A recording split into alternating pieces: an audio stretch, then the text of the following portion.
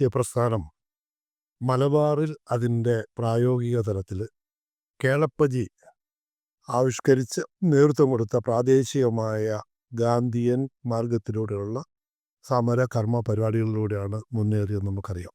അദ്ദേഹം ഗാന്ധിജിയുടെ ഉപ്പു സത്യാഗ്രഹം പോലും എത്ര പ്രായോഗികമായി എത്ര കാര്യക്ഷമമായിട്ടാണ് മലബാറിൻ്റെ കർമ്മഭൂമിയിൽ അദ്ദേഹം അത് കൊണ്ടുവന്നത്, അതിൻ്റെ അലകൾ ഉയർത്തിയതെന്ന് നമുക്കറിയാം. അവിടെ മുതൽ ഇങ്ങോട്ട് സാമൂഹിക പരിഷ്കരണ സംരംഭങ്ങളിലെല്ലാം അയിത്തോച്ചാടനം, വിദേശ വസ്ത്ര ബഹിഷ്കരണം, സ്വദേശി പ്രസ്ഥാനം, ഖാദി, വിദ്യാഭ്യാസ പ്രവർത്തനങ്ങൾ എല്ലായിടത്തും കൃത്യമായ ഒരു കർമ്മ മേഖല തുറക്കാൻ മലബാറിന് കഴിഞ്ഞിട്ടുണ്ട്. മലബാറിൻ്റെ ആധുനിക സാമൂഹിക പരിവർത്തന പ്രക്രിയയിൽ ഏറ്റവും ഉയർന്നു വരുന്ന പേരുകളിൽ ചിലത് അഭിമന്യ ബിഷപ്പ് വള്ളോപ്പള്ളി, തലശ്ശേരി രൂപതയുടെ പ്രഥമ മെത്രാൻ.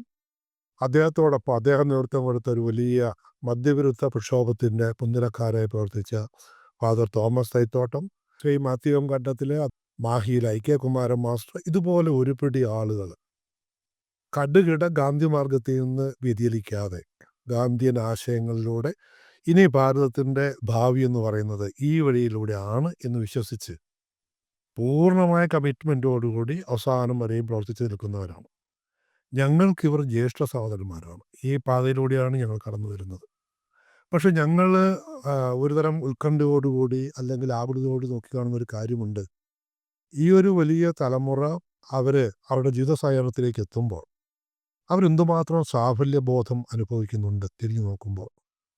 അവരിൽ ചിലർക്കെങ്കിലും അല്ലെങ്കിൽ ആർക്കെങ്കിലും പാഴായിപ്പോയ ഒരു തലമുറയുടെ സ്വപ്നങ്ങൾ, അല്ലെങ്കിൽ തങ്ങൾ ഇത്രയും കാലം ഇത്രയും അധ്വാനിച്ച് ഈ വലിയൊരു സങ്കല്പത്തോട് താതാത്മ്യം പ്രാപിച്ചുകൊണ്ട് ഓരോ നിമിഷവും ജീവിച്ച് തലമുറകളെ പ്രചോദിപ്പിച്ച് വന്നിട്ട് അവസാനം അത് വഴിപെട്ടി പോകുന്നുണ്ട്. ആ സ്വപ്നങ്ങൾ വിടരാൻ സാധ്യത കുറഞ്ഞു വരുന്നോ എന്നുള്ള ഒരാശങ്ക സമകാലീന സാമൂഹ്യ രാഷ്ട്രീയ മതരംഗത്തൊക്കെയുള്ള സാംസ്കാരിക രംഗത്തൊക്കെയുള്ള പുതിയ പുതിയ സംഭവവാസങ്ങളാണ് നമ്മളെ അങ്ങനെ ചിന്തിക്കാൻ പ്രേരിപ്പിക്കുന്നത്.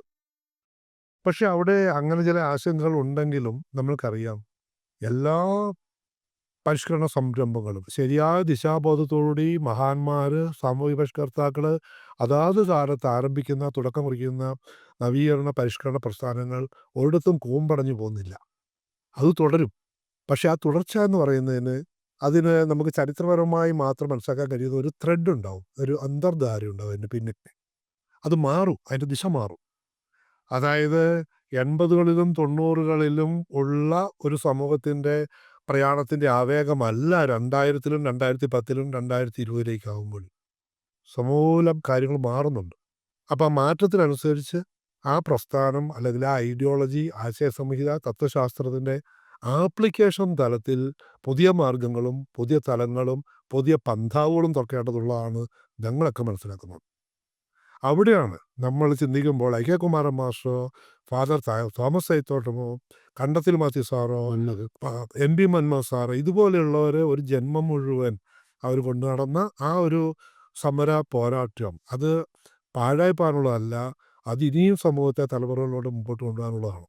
അപ്പോൾ ആപ്ലിക്കേഷൻ തലത്തിൽ, അതായത് ഗാന്ധിയന്മാർക്ക് അവർക്ക് അവരുടെ സ്വപ്നത്തിനനുസരിച്ച് അവരുടെ കർമ്മകാണ്ഡം എത്തിക്കാൻ കഴിയുന്നില്ലെങ്കിൽ തടസ്സങ്ങൾ മാറ്റിക്കൊടുക്കേണ്ടത് പിന്നാലെ വരുന്നവരുടെ ഉത്തരവാദിത്വമാണ്. പുതിയ സമൂഹത്തിലെ പുതിയ കാലത്തിൽ പുതിയ മാറ്റങ്ങൾക്കനുസരിച്ച് ഗാന്ധി മാർഗത്തിൻ്റെ അല്ലെങ്കിൽ ഗാന്ധിയൻ മാർഗത്തിലുള്ള സാമൂഹിക പരിഷ്കരണ സംരംഭങ്ങളുടെ ഓർമ്മിക്കുക.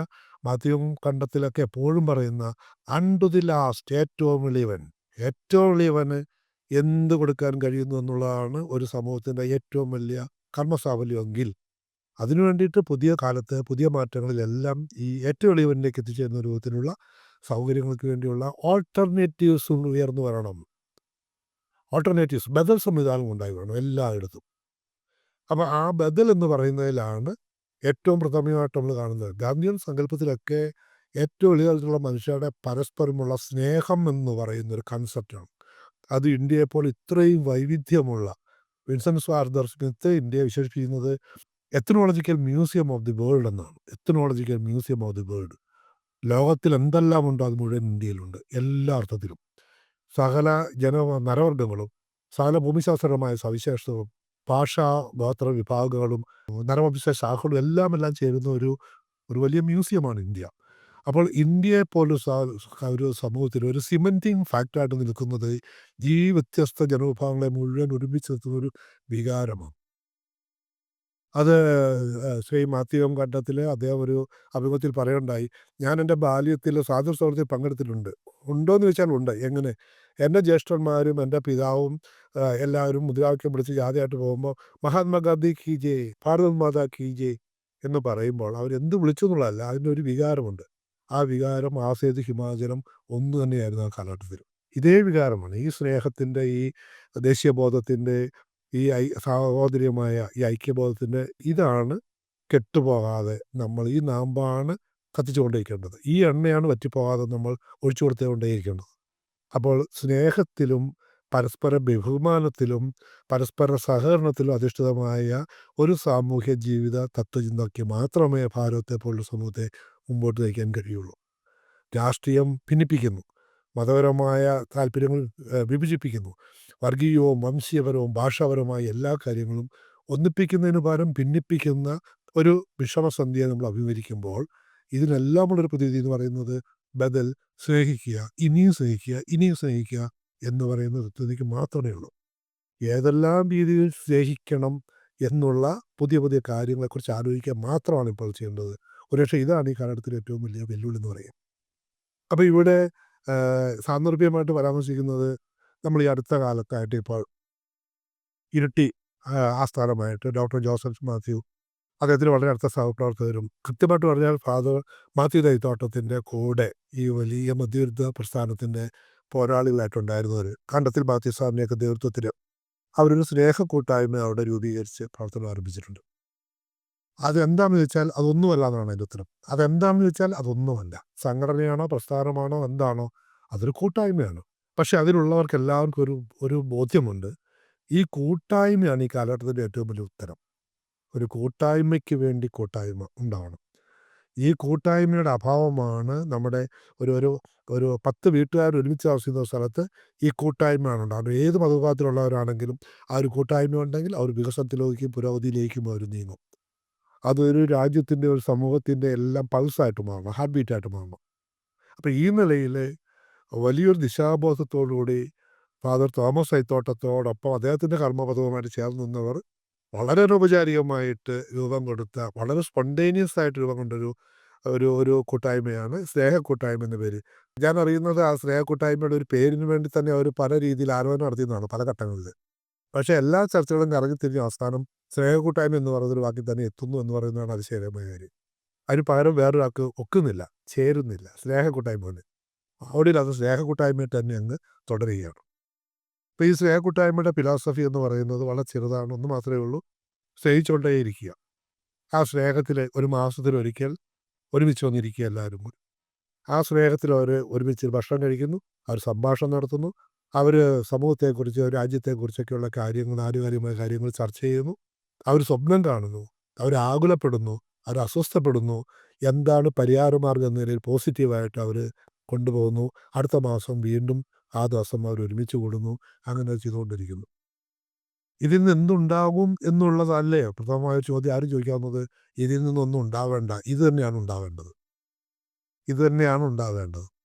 അവിടെ നിന്ന് എന്ത് സൃഷ്ടിപരമായിട്ട് എന്തുണ്ടാകുന്നു എന്നുള്ളത് അത് കാലം കൊടുക്കേണ്ട ഉത്തരമാണ്. അത് തെളിയിക്കപ്പെടേണ്ട കാര്യമാണ്. പക്ഷേ ഇതുപോലത്തെ കൂടിയിരിപ്പുകൾ ഉണ്ടാവട്ടെ എല്ലായിടത്തും. നമ്മുടെ സമൂഹം ഇന്ന് അഭിമുഖീകരിക്കുന്ന വലിയ പ്രശ്നങ്ങളെല്ലാം പരിഹാരവും ഒറ്റമൂലയും ഇത്തരം കൂടിയിരിപ്പുകളിലാണ് കുടികൊള്ളുന്നത്. പങ്കെടുക്കുന്ന എല്ലാവരും നിറഞ്ഞ മനസ്സോടെ, നിറഞ്ഞ ഹൃദയത്തോടെ ഓരോ തവണയും തിരിച്ചു പോകുന്നു. അതിനേക്കാൾ ആവേശത്തോടെ അടുത്ത മാസം തിരിച്ചു വരുന്നു. തീർച്ചയായിട്ടും അത്രയും കുടുംബങ്ങളാണ്.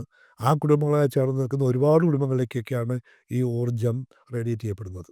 അപ്പോൾ നമ്മൾ പറയുന്നു, ഇത് ഈ ഒരു കാര്യം ഇത് എറുമ്പിൻ കൂട്ടത്തിൽ, ചിതലുകളുടെ കൂട്ടത്തിൽ നമ്മൾ കാണുന്നത് പോലെ, അല്ലെ മണ്ണിരകൾ ഭൂമിയിൽ ചെയ്യുന്നത് എന്താണോ അതുപോലെയുള്ള ജൈവികമായൊരു പ്രക്രിയ സമൂഹത്തിൽ തുടക്കം കുറിക്കട്ടെ. ഇതുപോലെ സ്നേഹിക്കുന്നവർ ഒരുമിച്ചിരിക്കട്ടെ.